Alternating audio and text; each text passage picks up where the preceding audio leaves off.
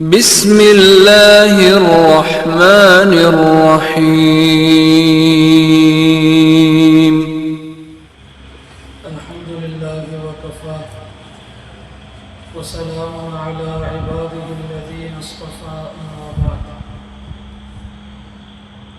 اعوذ باللہ من الشیطان الرجیم بسم اللہ الرحمن الرحیم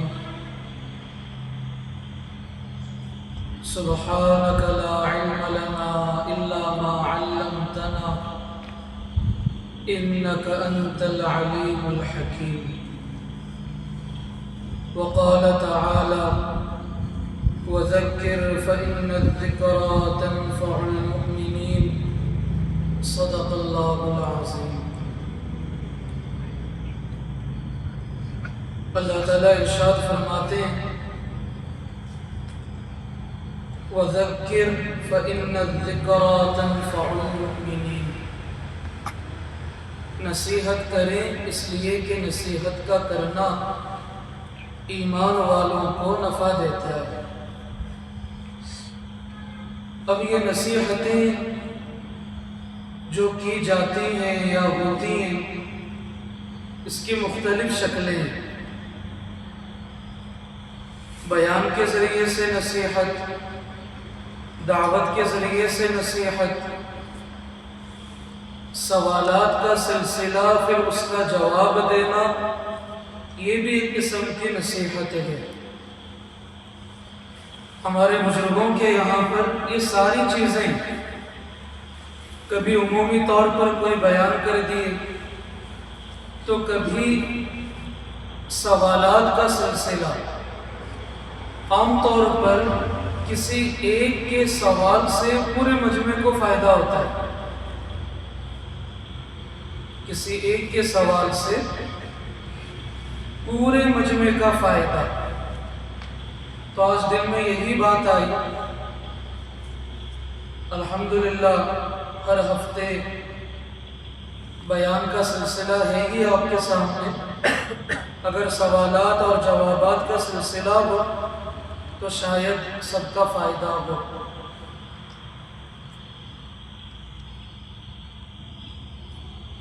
ماشاءاللہ چند بچوں نے اپنے اعتبار سے سوالات پیش کیے. امید ہے کہ انشاءاللہ ان کے جوابات میں آپ سب کا فائدہ ہوگا.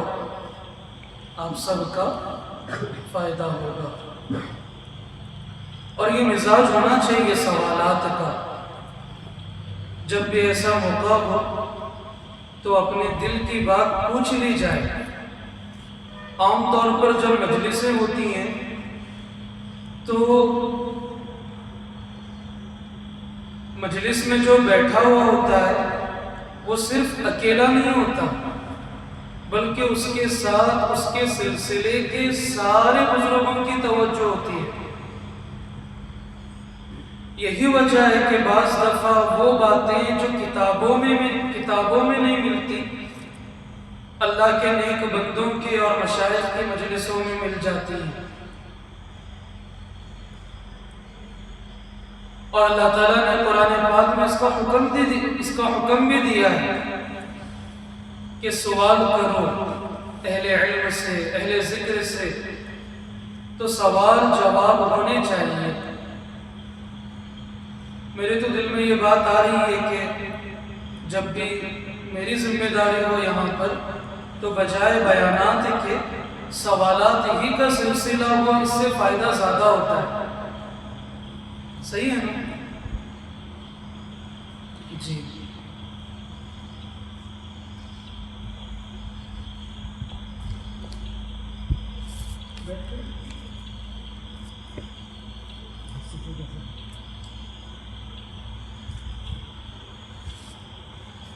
زبیر کا سوال ہے غصے سے کیسے بچیں. کسے غصہ آتا ہے؟ دیکھیں کتنی بڑی تعداد ہے غصے والوں کی. ہاتھ نیچے کرے. مہلک بیماریوں میں ایک بڑی بیماری غصہ ہے. لیکن غصے کو جڑ سے مشائخ ختم نہیں کرتے. غصے کو جڑ سے مشائخ ختم نہیں کرتے. بلکہ غصہ جو غلط چیزوں پر آتا تھا، کوشش یہ ہوتی ہے کہ اس کے دل میں اللہ اور اس کے رسول کی اتنی عظمت و محبت پیدا کی جائے کہ اب وہ غصہ بجائے فضول کاموں پر آنے کے صحیح اور جو مزاج شریعت کے کام ہو اس پر غصہ آئے، یہ ہونا چاہیے۔ بنیادی بات یاد رکھیں، غصہ کبھی ختم نہیں ہوگا، غصہ کبھی ختم نہیں ہوگا، بلکہ جتنی بیماریاں ہوں گی انسان کے اندر، جتنی روحانی بیماریاں، غصہ ہو، بد نظری ہو، شہوت ہو، اور اسی طرح دیگر تکبر ہو، عجب ہو، ریاکاری ہو، حب جاہ ہو، حب مال ہو، جتنے امراض ہیں باطنی، یہ امراض کبھی ختم نہیں ہوتے ابتدائی مرحلے میں۔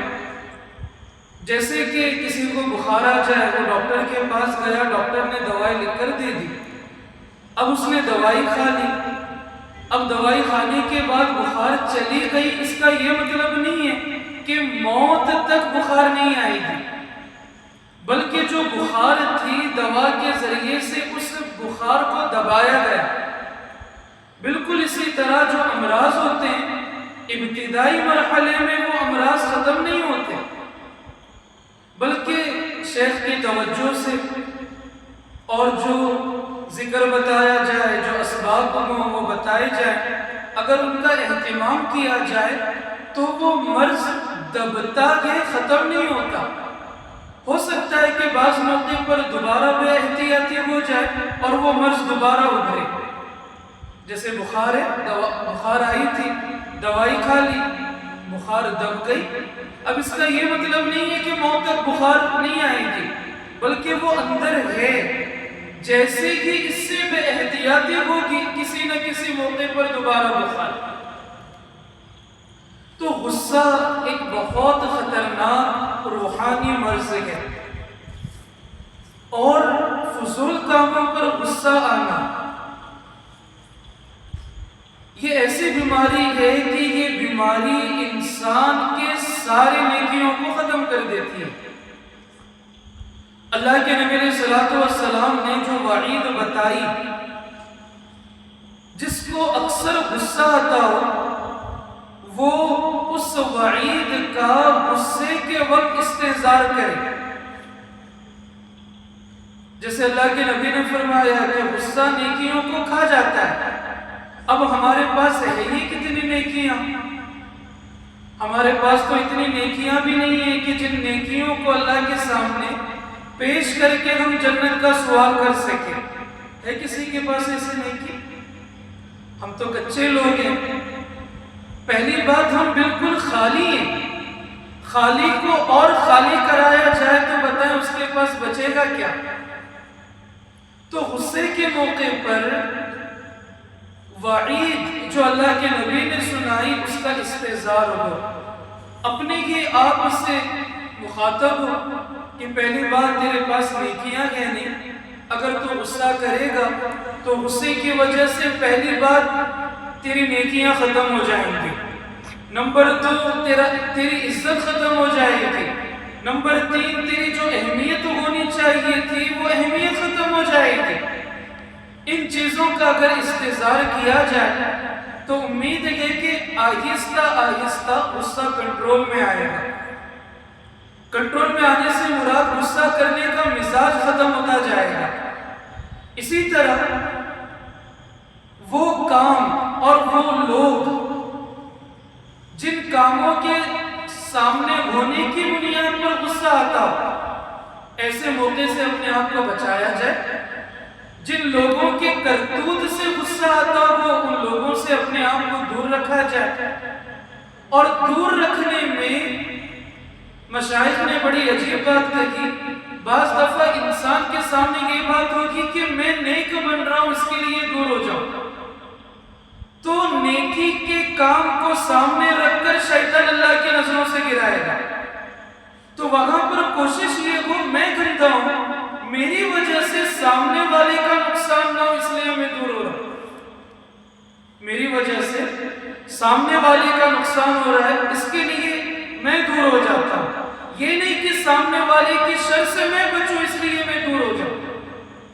یہ بہت اہم اور بالکل باریک سا نقطہ ہے۔ بعض دفعہ اچھے لوگ اس باریک نقطے کو نہ سمجھنے کی بنیاد پر قدم اٹھائے تھے اللہ کو پانے کے لیے، لیکن خود اللہ کی نظروں سے گر گئے۔ تو ان بنیادی باتوں کو اپنایا جائے۔ اللہ کی ذات سے امید ہے کہ انشاءاللہ آہستہ آہستہ غصہ قابو میں آ جائے گا۔ اسی کے ساتھ ساتھ مشاہد فرماتے ہیں کہ مراقبہ اصلاح کیا جائے۔ اب یہ مراقبہ اصلاح کیا ہوگا؟ کبھی کبھار وقت نکال کر اپنے آپ کو سوچا جائے کہ میں بڑا گندا، ایک وقت آئے گا اللہ کے سامنے کھڑے ہونا ہے، اللہ غصے میں آئیں گے میرے گناہوں کو دیکھ کر۔ اس وقت میں اللہ کے غصے سے کیسے بچوں؟ تو اپنے آپ پر اس مرحلے کو، اس واقعے کو فٹ کریں اور بار بار اپنے نفس کو کوسے، تو ایسا، تو ویسا، اللہ نے تیرے گناہوں پر پردہ ڈال رکھا ورنہ تجھے کون دیکھتا تھا۔ اس طرح بار بار 2 دن میں، 3 دن میں، 1 ہفتے میں، تنہائی میں سوتے وقت اپنے نفس کا اگر اس انداز سے مراقبہ کیا جائے تو انشاءاللہ صرف غصے کے لیے نہیں، سارے گناہوں کے لیے یہ مراقبہ ایک علاج بن جائے گا، سارے امراض کے لیے۔ تو کریں گے انشاءاللہ؟ جی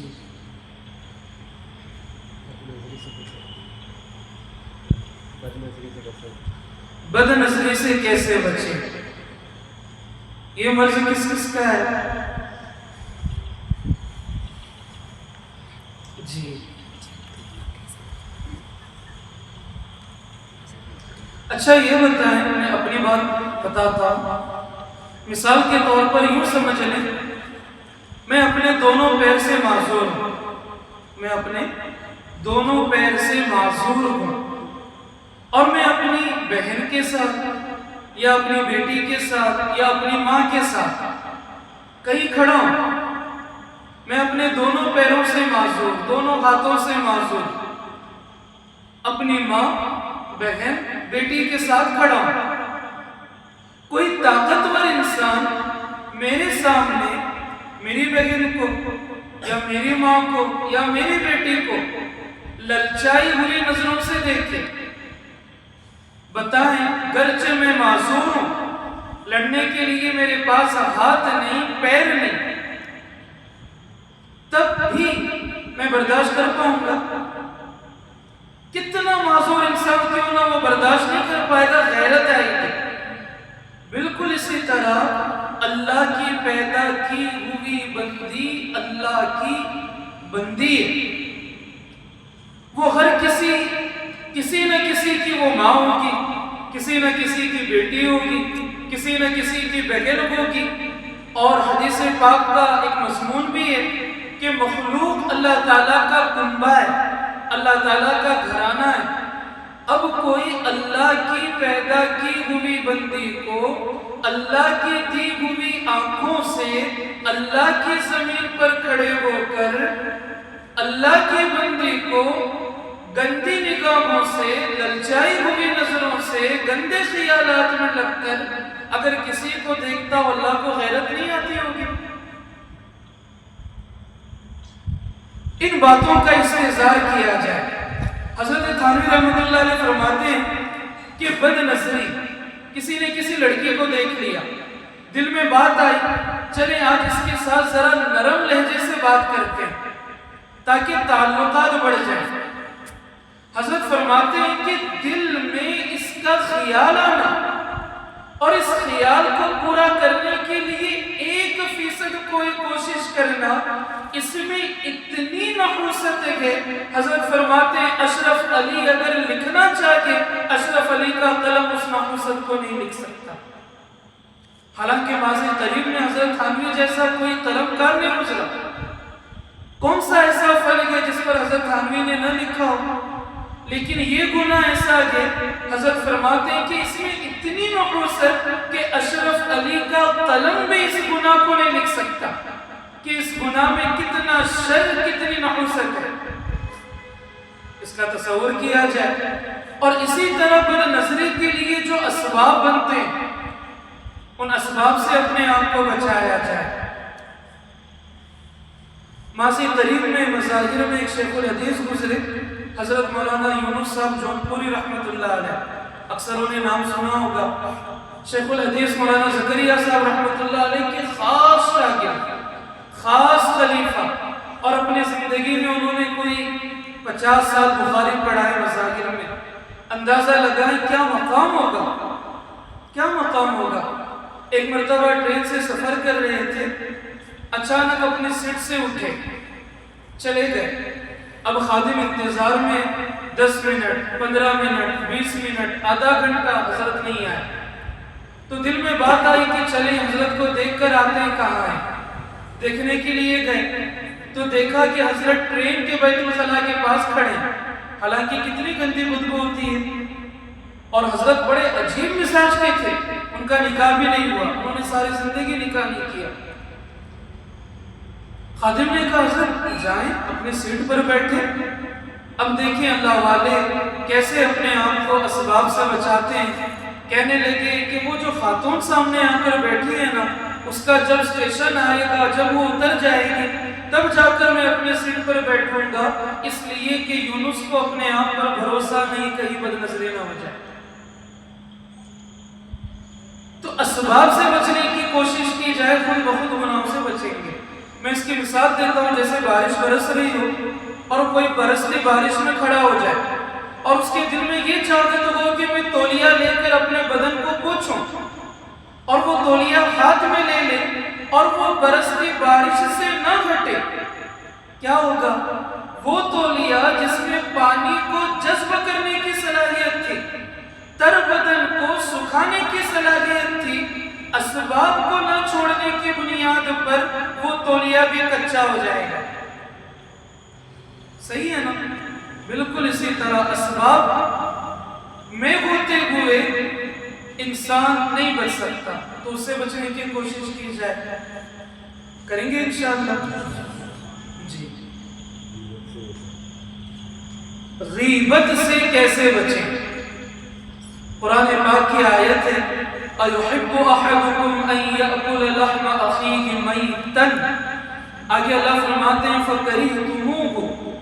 کیا تم میں سے کوئی پسند کرتا ہے کہ وہ مرے ہوئے بھائی کا گوشت کھائے؟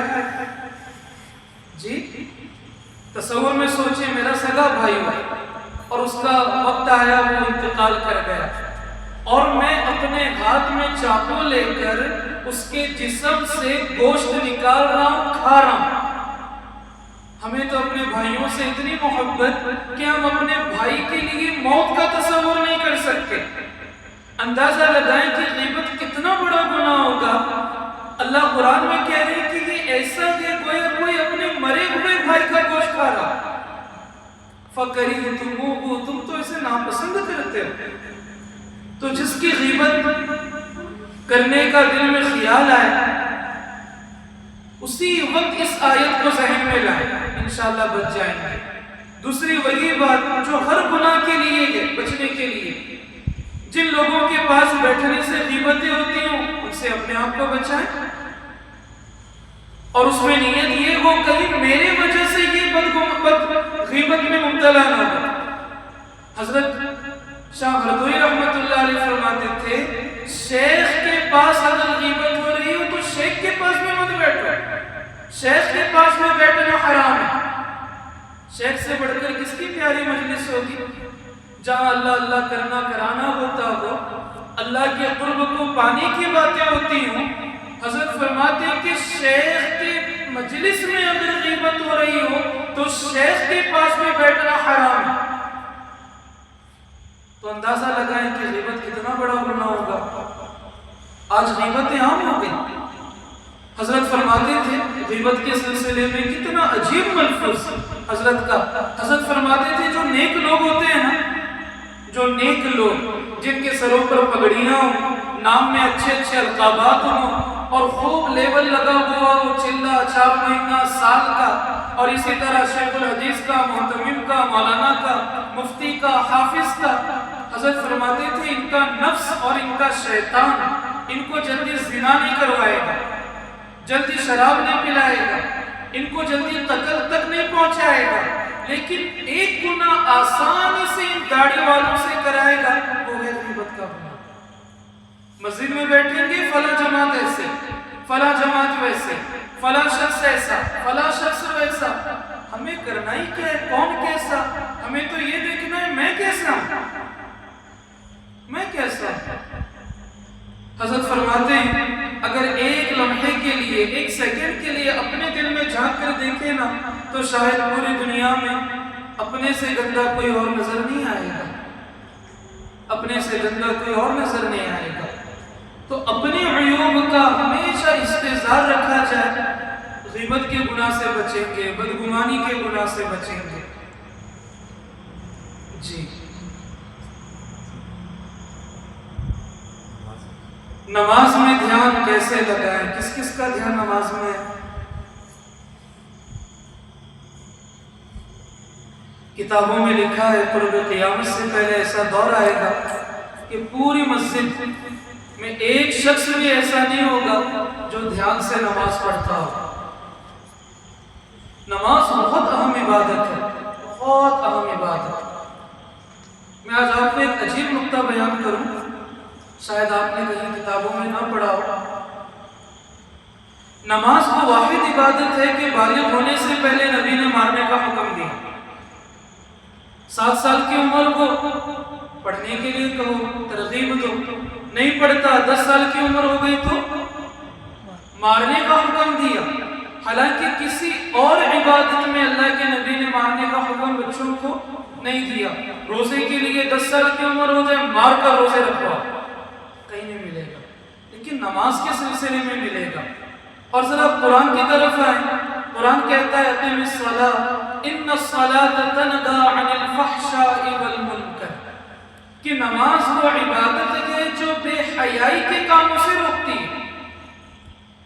ذرا غور کرنا، قرآن اور حدیث ان دونوں چیزوں کو سامنے رکھ کر ذرا غور کریں، کچھ تو حکمت ہوگی۔ قرآن کہہ رہے کہ نماز بے حیائی کے کاموں سے روکے گی، اور نبی کہہ رہے کہ بالغ ہونے سے پہلے اگر بچہ نماز نہیں پڑھتا تو اسے مار کر پڑھو۔ کیا پتا چلا؟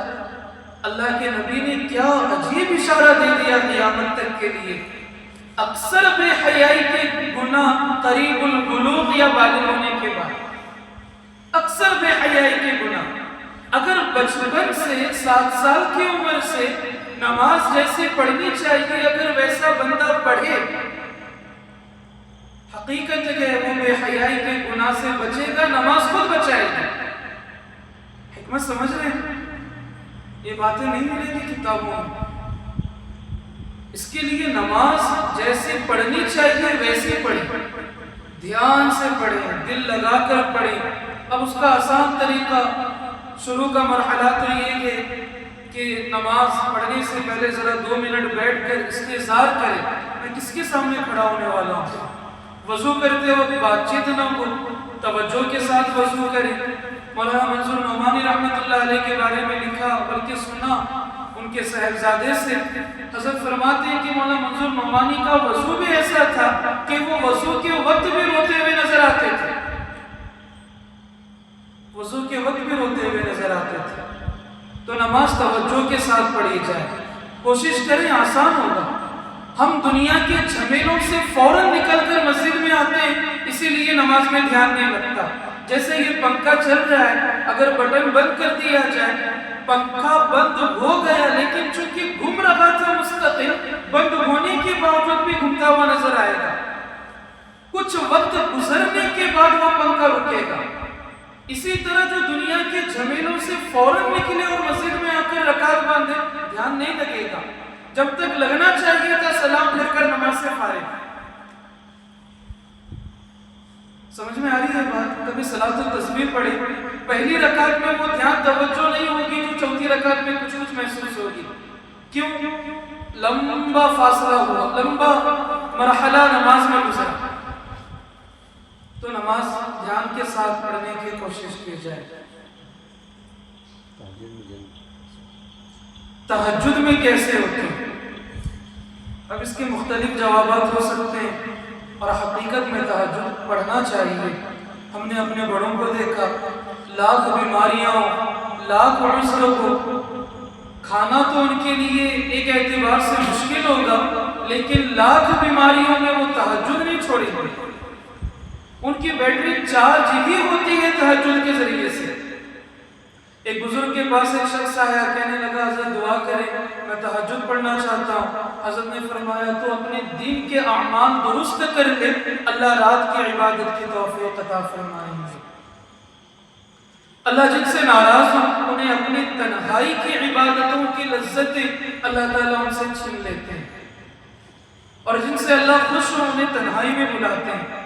جس کو جس سے محبت ہونا، وہ چاہتا ہے کہ وہ تنہائی میں ملے تاکہ دل کھول کر باتیں ہوں۔ جی اسی طرح اللہ جس سے محبت کرتے ہیں اور جو بندہ اللہ سے محبت کرتا ہے، دونوں طرف سے محبت ہو گئی، اب تنہائی لازمی ہے۔ اور اگر وہ بھرے مجمع میں بھی ہو تو اللہ کی محبت اسے اس مقام پر پہنچاتی ہے جس مقام کو ہمارے بزرگوں نے نام دیا خلوت در انجمن۔ بھیڑ میں بھی وہ اکیلا ہوتا ہے، خلوت در انجمن، بھیڑ میں بھی وہ اکیلا۔ مولانا حسین احمد مدنی رحمۃ اللہ علیہ ہمیشہ سیاست میں، پروگراموں میں، یہ پروگرام، وہ پروگرام، یہ پروگرام، وہ پروگرام۔ ایک مرتبہ غالباً شاہ عبد القادر رائے پوری رحمۃ اللہ علیہ نے پوچھا، مولانا کبھی تنہائی کے لیے بھی وقت نکالیں؟ تو حضرت مدنی رحمۃ اللہ علیہ نے برجستہ جواب دیا، خلوت در انجمن بھی تو کوئی چیز ہے۔ یعنی اب محنت کرتے ہوئے اس مقام پر پہنچ گئے کہ اب تنہائی ہے ہر وقت، چاہے وہ لاکھوں کا مجمع، لاکھوں کا مجمع، اللہ والے کے سامنے کروڑوں لوگ آ جائیں، وہ اسے اللہ کی یاد سے غافل نہیں کر سکتے۔ تو تہجد کے لیے دل کے اعمال درست کریں، اللہ کی محبت پیدا کریں، اور ظاہری ایک سبب الارم۔ اللہ کی محبت ہو تو پھر موبائل کا الارم نہیں، دل کا الارم جگا دیتا ہے۔ اب الارم کیسے لگائیں؟ اس کا آسان طریقہ، الارم لگا کر موبائل دور رکھیں کونے میں،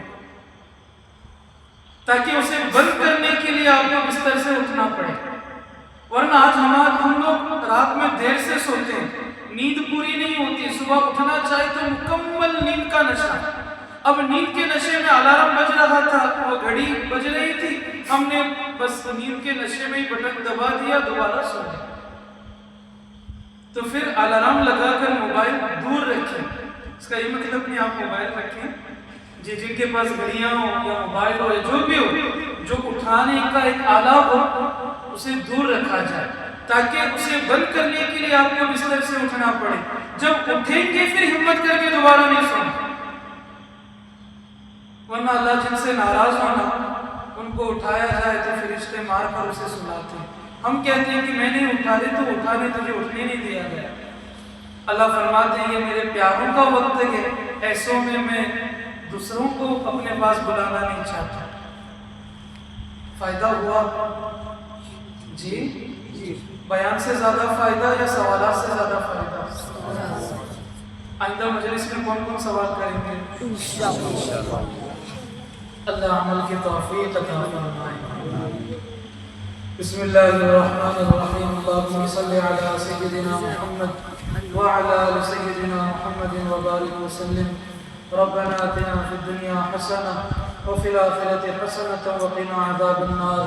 اللهم إنا نسألك علما نافعا وعملا متقبلا ورزقا واسعا وشفاء من كل داء، وصلى الله تعالى على خير خلقه محمد وعلى آله وأصحابه أجمعين برحمتك يا أرحم